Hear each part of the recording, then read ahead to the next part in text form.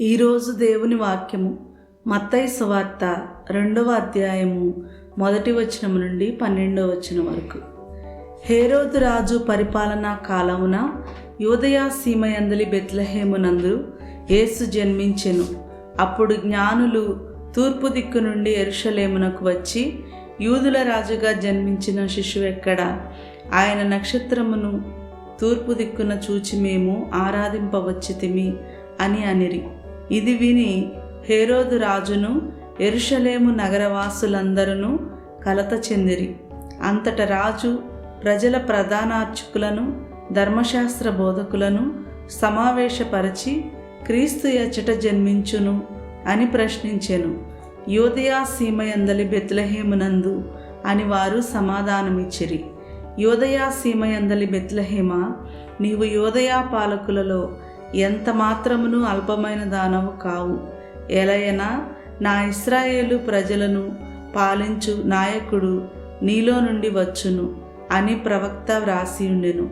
అంతట హేరోదు ఆ జ్ఞానులను రహస్యముగా పిలిపించి నక్షత్రము కనిపించిన సమయమును వారి నుండి జాగ్రత్తగా తెలుసుకొనెను. పిమ్మట అతడు వారిని బెత్లెహేమునకు పంపుచు, మీరు వెళ్ళి జాగ్రత్తగా ఆ శిశువు జాడను కనుగొని నాకు తెలియజేయుడు, నేనును వెళ్ళి అతనిని ఆరాధింతును అనెను. రాజు మాటలను ఆలకించి ఆ జ్ఞానులు వెళ్ళిపోయిరి. అదిగో, తూర్పు దిక్కున వారి ముందు నడిచిన నక్షత్రము మరలా కనిపించి వారికి మార్గదర్శిని అయి ఆ శిశువు ఉన్న స్థలము పైకి వచ్చి నిలిచెను. వారు నక్షత్రము చూచినప్పుడు ఎంతో ఆనందించిరి. అంతట వారు ఆ గృహమున ప్రవేశించి తల్లి మరియమ్మతోనున్న బిడ్డను చూచి సాష్టాంగపడి ఆరాధించిరి. పిదప తమ సంచులను విప్పి ఆ శిశువునకు బంగారము, సాంబ్రాణి, పరిమళ ద్రవ్యములను కానుకలుగా సమర్పించిరి. హేరోదు చెంతకు మరలిపోరాదని స్వప్నమున దేవుడు వారిని హెచ్చరింపగా వారు మరొక మార్గమున తమ దేశమునకు తిరిగిపోయిరి.